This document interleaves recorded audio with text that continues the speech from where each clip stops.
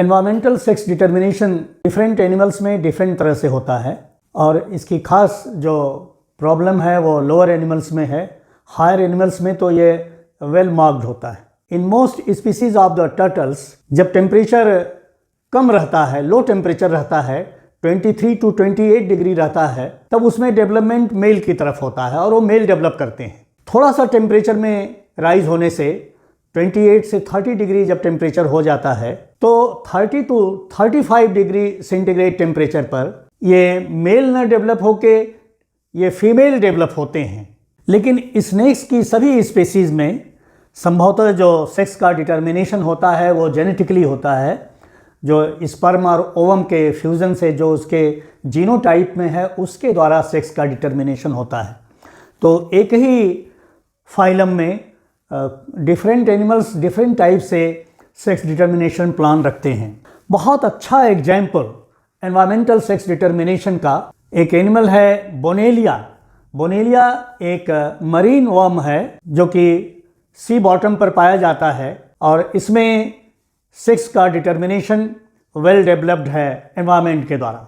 बोनेलिया उस फाइलम को बिलोंग करता है जिसमें आप कॉमनली अर्थवर्म को देखते हैं या लीच को देखते हैं। लीच मतलब जोंक, ये उसी ग्रुप का ये एनिमल है बोनेलिया। ये फीमेल है। फीमेल की साइज़ बहुत बड़ी होती है। ये इसकी बॉडी है फीमेल की और ये प्रोबॉसिस है।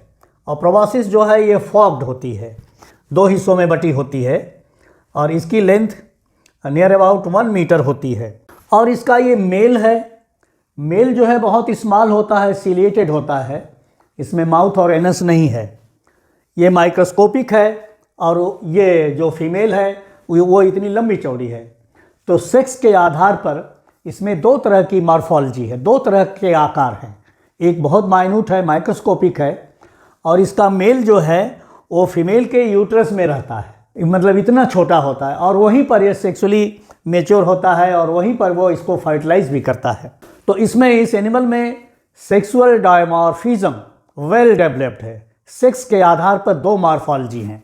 एनवायरनमेंट कैसे प्ले करता है सेक्स के डिफरेंशिएशन में या जीन्स के एक्सप्रेशन में कि वो मेल और फीमेल को बनाता है, तो इसके लिए हम बोनेलिया का एक एग्जाम्पल लेते हैं कि इसके सभी लार्वा जो होते हैं बोनेलिया के वो जेनेटिकली और साइटोलॉजिकली सिमिलर होते हैं। अब ये इस बात पर निर्भर करता है कि उसका डेवलपमेंट कहाँ पर हो रहा है। यदि वो लार्वा इस प्रोबॉसिस के नज़दीक सेटल हो रहा है तब तो वो मेल में डेवलप करेगा, मेल में डेवलप करेगा और इसके यूट्रस में रहेगा।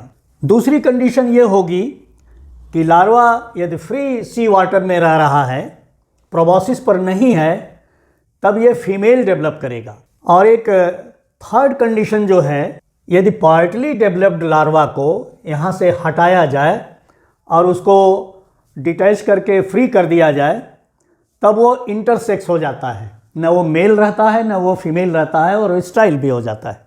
इससे एक रिजल्ट हम ये निकाल सकते हैं कि संभवतः यह प्रोबॉसिस जो है कुछ ऐसा सब्सटेंस सेक्रीट करती है जो फीमेलनेस को सप्रेस करती है। वो फीमेल नहीं होने देती है बल्कि उस लार्वा को जो अनडिफरेंशिएटेड है उसको मेल बना देती है।